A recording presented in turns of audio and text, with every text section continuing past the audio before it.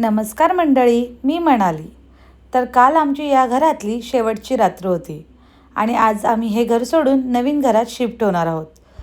सामान पॅक झालंय, भिंती रिकामा झाल्यात, घर हळूहळू शांत होत चाललंय. पण मनात मात्र खूप आवाज आहेत. आठवणींचे, भावना, संघर्ष आणि त्या सुंदर क्षणांचे जे आम्ही इथे जगलो. हे घर आमच्यासाठी फक्त एक घर नव्हतं, हे आमच्या आयुष्याची नवीन सुरुवात होतं. मी एक सिंगल मॉम होते. आयुष्य आधीच खूप काही शिकवून गेलं होतं. मनात भीती होती, लोकांचे प्रश्न होते, जजमेंट्स होते आणि त्यात रेयांची जबाबदारी.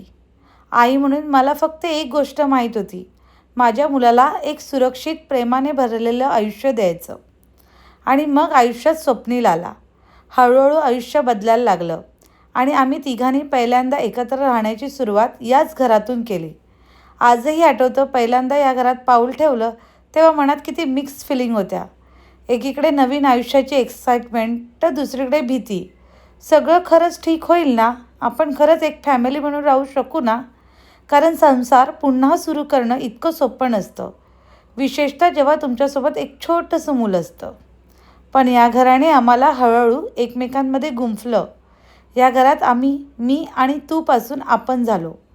रेयांशलाही कदाचित सुरुवातीला काही गोष्टी नवीन होत्या. नवीन घर, नवीन रुटीन, नवीन माणूस.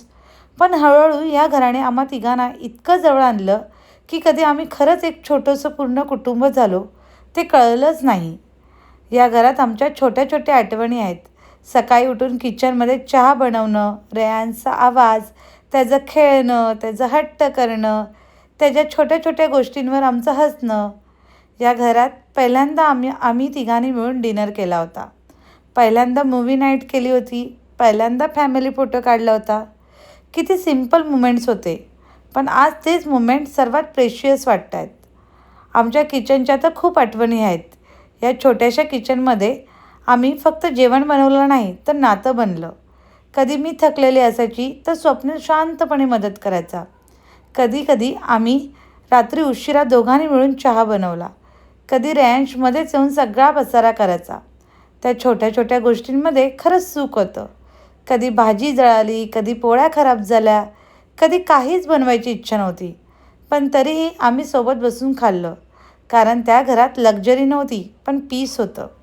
ह्या घराने माझे खूप कठीण दिवसही पाहिले आहेत. कधी मी एकटी बसून रडले, कधी भविष्याची चिंता केली, कधी खूप स्ट्रॉंग असल्याचं दाखवलं, पण आतून तुटत होते. सिंगल मॉम असणं बाहेरून जितकं स्ट्रॉंग असतं, तितकंच आतून कठीण असतं. आई म्हणून स्वतःच्या इमोशन्स बाजूला ठेवून कायम हसावं लागतं, कायम स्ट्रॉंग राहावं लागतं. पण या घराने माझे ते अश्रूही पाहिलेत, माझी ती भीतीही पाहिले आणि माझं पुन्हा हळूहळू आनंदी होणंही पाहिलं. ह्या घरात आम्ही खूप काही हील केलं. कधी एकमेकाच्या शांततेत आधार शोधला, कधी फक्त सोबत बसणं पुरेसं वाटलं. आणि खरं सांगू, या घराने आम्हाला फॅमिली बनवलं. आज घर रिकामं झालं आहे, भिंतीवरचे फोटो काढलेत, कपाट रिकामं आहेत, किचन शांत आहे. पण मला अजूनही वाटते, आता रेयांश धावत येईल, स्वप्नील आवाज देईल आणि पुन्हा तसंच सगळं सुरू होईल. काल रात्री शेवटची वेळ या घरात झोपताना मन खूप भरून आलं. मी पूर्ण घरात फिरत होते, प्रत्येक कोपऱ्याला बघत होते. हा हॉल जिथे आम्ही तिघांनी बसून फ्युचरबद्दल बोललो, ही खिडकी जिथून पाऊस बघत चहा प्यालो, हे किचन जिथे संसार हळूहळू जुळत गेला, ही रूम जिथे आम्ही कितीतरी रात्री गप्पा मारल्या, सगळं डोळ्यासमोर येत होतं.